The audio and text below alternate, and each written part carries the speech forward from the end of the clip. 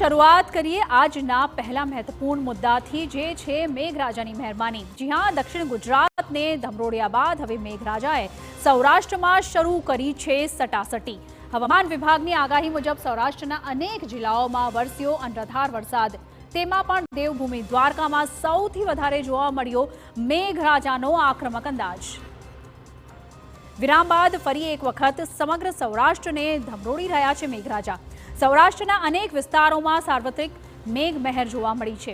તેમાં પણ ખાસ કરીને દેવભૂમિ દ્વારકા જિલ્લા પર મેઘરાજા ઓળધોળ થયા હોય તેમ જિલ્લાના ગ્રામ્ય વિસ્તારોમાં અનરાધાર વરસાદ વરસ્યો છે। બીજી તરફ રાજકોટના ઉપલેટા અને ધોરાજી પંથકમાં પણ ફરી મેઘાએ ધબધબાટી બોલાવી છે, જ્યારે કે જૂનાગઢ અને પોરબંદર પંથકમાં પણ વરસાદી માહોલ છવાયો। સારા વરસાદને કારણે જગતના તાતના હૈયે ફરી હરખની હેલી ઉમટી છે। આગામી 2 દિવસ રાજ્યમાં મેઘરાજાનો જોવા મળશે આક્રમક અંદાજ। હવામાન વિભાગે આગામી 2 દિવસ રાજ્યના અનેક જિલ્લાઓમાં રેડ એલર્ટ જાહેર કર્યું છે, જે દરમિયાન કેટલાક વિસ્તારોમાં ગાજવીજ સાથે અત્યંત ભારે વરસાદ વરસી શકે છે। હવામાન વિભાગે આજે રાજ્યના 8 જિલ્લામાં રેડ એલર્ટ જાહેર કર્યું છે, જે અંતર્ગત દેવભૂમિ દ્વારકા, પોરબંદર, જૂનાગઢ, ગીર સોમનાથ, અમરેલીમાં રેડ એલર્ટ જાહેર કરાયું છે। તો દક્ષિણ ગુજરાતમાં પણ સુરત, નવસારી, વલસાડમાં રેડ એલર્ટ અપાયું છે।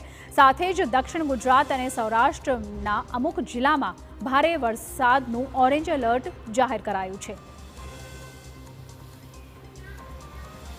તો વાત કરીએ દેવભૂમિ દ્વારકામાં મેઘરાજાના આક્રમક અંદાજની, તો દેવભૂમિ દ્વારકા જિલ્લામાં ધોધમાર વરસાદથી અનેક વિસ્તારોમાં જળબંબાકારની સ્થિતિ સર્જાઈ છે।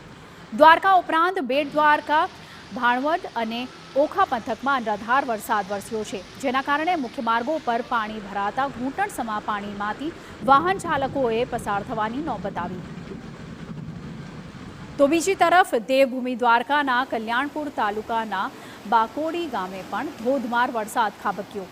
વરસાદને પગલે બાકોડી ગામની બજારોમાં નદીઓના પૂર જેવી સ્થિતિ સર્જાઈ। દેવભૂમિ દ્વારકાના કલ્યાણપુર તાલુકાના રાવલ ગામે મેઘરાજાની તોફાની બેટિંગ જોવા મળી। અનરાધાર વરસાદને કારણે રાવલ ગામના બસ સ્ટેન્ડ વિસ્તારમાં રસ્તાઓ જળમગ્ન થયા। રસ્તાઓ પર જાણે કે નદીઓ વહેતી હોય તેવા દ્રશ્યો જોવા મળ્યા। દ્વારકાના ભાટિયામાં પણ ધોધમાર વરસાદથી અનેક જગ્યાઓ પર પાણી ભરાઈ ગયા। વરસાદને પગલે ભાટિયા ગામની બજારો જળમગ્ન બની છે અને ભાટિયાની બજારોમાં ધસમસતા પાણી જોવા મળ્યા। તો બીજી તરફ રાજકોટના ધોરાજી તાલુકાના ગ્રામ્ય વિસ્તારમાં ધોધમાર વરસાદ વરસ્યો। ધોરાજી તાલુકાના હળમતિયા ગામમાં આભ ફાટ્યું। હળમતિયા ગામમાં 3 કલાકમાં જ 4 ઇંચ જેટલો વરસાદ પડ્યો, જેના કારણે હળમતિયા ગામ પાણી થઈ ગયું।